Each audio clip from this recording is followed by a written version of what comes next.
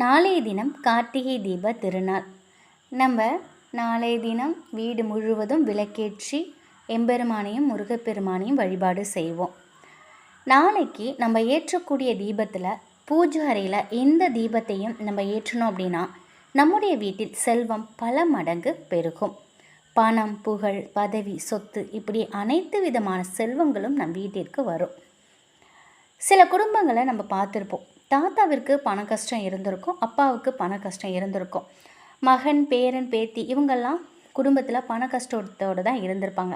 இப்போ தலைமுறையாக ஒரு குடும்பம் பண கஷ்டத்தை பார்த்துக்கிட்டே வருது அப்படின்னா அந்த குடும்பத்திற்கு ஏதோ ஒரு தீராத கண்ணுக்கு தெரியாத கிரகதோஷம் இருக்குது அப்படின்னு அர்த்தம். ஒருத்தருடைய தலையெழுத்து கூடவா பணக்காரராக வரும் தகுதியை பெறலை. இப்படிப்பட்ட குடும்பத்தோட தலையெழுத்தை மாற்ற என்ன செய்யறதுன்னு பார்த்தா ஒரு ரொம்ப சுலபமான சாஸ்திர ரீதியான பரிகாரத்தை இந்த பதிவில் பார்க்கலாம். இந்த பரிகாரத்துக்கு நம்ம பயன்படுத்தக்கூடிய பொருள்னு பார்த்தா மொச்சை. நம்ம எல்லாருக்குமே தெரியும், மொச்சை சுக்கிர பகவானின் தானியம். குறிப்பாக வெள்ளை மொச்சை. இந்த வெள்ளை மொச்சையை வீட்டில் எப்பொழுதுமே நிறைவாக வச்சுருக்கணும். கூடுமான வரைக்கும் மொச்சையை நம்ம தானம் கொடுக்கணும். நாங்களே கஷ்டத்தில் இருக்கோம், இதில் மொச்சையை தானம் செய்ய முடியுமா அப்படிங்கிற ஒரு கேள்வி வரும். உங்களை விட கஷ்டப்படும் குடும்பத்திற்கு ஒரு 100 கிராம் அளவு மொச்சை வாங்கி கொடுக்கறதுல நம்ம குறைஞ்சிட மாட்டோம். முடிஞ்ச வரைக்கும் மொச்சையை நம்ம தானம் செய்வோம். அப்படி இல்லைன்னா அந்த மொச்சையை ஊற வச்சு பசுமாட்டிற்கு கொடுக்கலாம். வீட்டில் ஒரு சின்ன கிண்ணத்தில் ஒரு கைப்பிடி அளவுக்கு மொச்சையை போட்டு அதில் ஒரு கைப்பிடி சில்லறை காசுகளை நிறைவாக வச்சுக்கோங்க. இந்த மாதிரி வைக்கிறதுனால வருமானம் பெருகும். வாரத்தில் ஒரு நாள் மொச்சை சுண்டல் செய்யலாம். வெள்ளிக்கிழமை அன்னைக்கு மொச்சை சுண்டல் செஞ்சு மகாலட்சுமி தாயாருக்கு நைவேத்தியம் வச்சு படைக்கலாம்.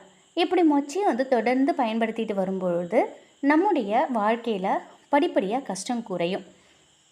பண கஷ்டம் எவ்வளோ சீக்கிரம் தீர முடியுமோ அவ்வளோ சீக்கிரம் தீரும். அதே சமயம் முதல் தேதி அப்படின்னா ஏதாவது ஒரு வருமானம் நம்ம கைக்கு வரும். இந்த மாத சம்பளமே அடுத்த மாதம் தான் வருது அப்படின்னு நினைக்கிறவங்க இந்த பரிகாரத்தை முயற்சி பண்ணி பாருங்கள். வெள்ளிக்கிழமை இந்த விளக்கு ஏற்றுவது ரொம்ப ரொம்ப சிறப்பானது. அப்படி இல்லைன்னா வெள்ளிக்கிழமை ஏற்றின இந்த விளக்கை தொடர்ந்து 3 நாட்களில் 11 நாட்கள் 48 நாட்கள் கூட ஏற்றலாம், தவறில்லை. பூஜை அறையில் ஒரு பித்தளை தாம்பல தட்டில் ஒரு கைப்பிடி அளவு மொச்சையை பரப்பி அதன் மேலே அகல் விளக்கு வைத்து அதற்கு மஞ்சள் குங்குமம் வைத்து சுத்தமான நெய் ஊற்றி திரி போட்டு பஞ்சு திரி போட்டு தீபம் ஏற்றினா இந்த மாதிரி ஏற்றும் பொழுது வீட்டில் லக்ஷ்மி கடாட்சத்திற்கு குறைவே இருக்காது. தினமும் அந்த மொச்சையை மாற்றணுங்கிற அவசியம் கிடையாது. வாரத்திற்கு ஒரு முறை அந்த பழைய மொச்சையை எடுத்து தண்ணியில் ஊற வச்சு பசுமாட்டுக்கு கொடுத்துடலாம். அப்படி இல்லைன்னா ஊற வச்சு மொச்சையை பறவைகளுக்கு தானியமாக போட்டுடலாம். இப்படி வீட்டில் மொச்சை தீபம் ஏற்றும் பொழுது பரம்பரையாக கஷ்டப்பட்டு வரக்கூடிய குடும்பம் கூட பண கஷ்டத்திலிருந்து மீண்டு வரும். சாஸ்திர ரீதியாகவே சொல்லப்பட்ட பரிகாரம் தான் இது. அதனால் முயற்சி பண்ணி பாருங்கள். முயன்ற அளவு நீங்கள் இந்த ஒரு தீபத்தை எப்பொழுதுமே நீங்கள் ஏற்றலாம். நாளைய தினம் வெள்ளிக்கிழமை, அதுவும் கார்த்திகை தீப திருநாள். அதனால் நாளைய தினம் இந்த ஒரு தீபத்தையும் நீங்கள் மறக்காமல் ஏற்றுங்க. நிச்சயமாக நம்முடைய பண கஷ்டம் தீரும். அல்ல குறையாத செல்வத்தை பெருக செய்யக்கூடிய இன்னொரு இலை பார்த்திங்கனாக்கா இன்னொரு தீபம் மருதணி இலை தீபம்னே சொல்லலாம். இந்த இலை நம்ம வீட்டில் இருந்ததுன்னா நல்ல தேவதைகள் நம்ம வீட்டுக்குள்ளே வருவாங்கங்கிறது ஐதீகம். இது குபேரருக்கு உகந்தது தான். இந்த மருதாணி இலை தீபம் வியாழக்கிழமையும் ஏற்றலாம், வெள்ளிக்கிழமையும் ஏற்றலாம். இந்த தேவதைகள் இந்த இலை நம்ம வீட்டில் இருக்கும் பொழுது நல்ல தேவதைகளுடைய ஆதிக்கம் அதிகரித்து காணப்படும். அதனால் மருதாணி செடியை நிச்சயமாக நம்ம வீட்டில் வச்சு வளர்க்கணும். அந்த செடியை சுற்றிலும் ஒரு விதமான ஈர்ப்பு இருக்கும். அந்த ஈர்ப்பு நல்ல விஷயங்களை கிரகித்து நமக்கு கொடுக்கும், கெட்ட விஷயங்களை அகற்றும். அற்புத ஆற்றல் கொண்டது இந்த மருதாணி செடி. இது லக்ஷ்மி குபேரருக்கு அருளை நமக்கு பெற்றுத்தரும் சகல சௌபாகியங்களையும் நமக்கு தேடித்தரக்கூடியது இந்த தீபம். இந்த தீபம் ஒரு தாம்பூலத்தட்டை எடுத்துக்கோங்க.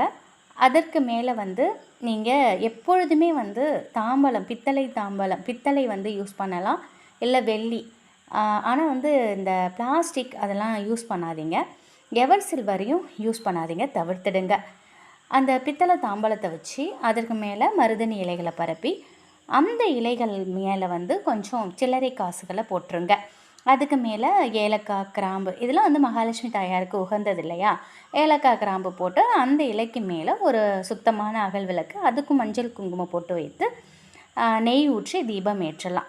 நெய் இல்லை, எங்களால் நெய் தீபம் ஏற்ற முடியலன்னு நினைக்கிறவங்க எப்படியாவது முயற்சி பண்ணி ஒரு தீபம் ஏற்றிடுங்க. இல்லைன்னா நல்லெண்ணெய் ஊற்றியாவது நீங்கள் தீபம் ஏற்றுங்க. வேறு எந்த எண்ணெயும் பயன்படுத்த வேணாம்.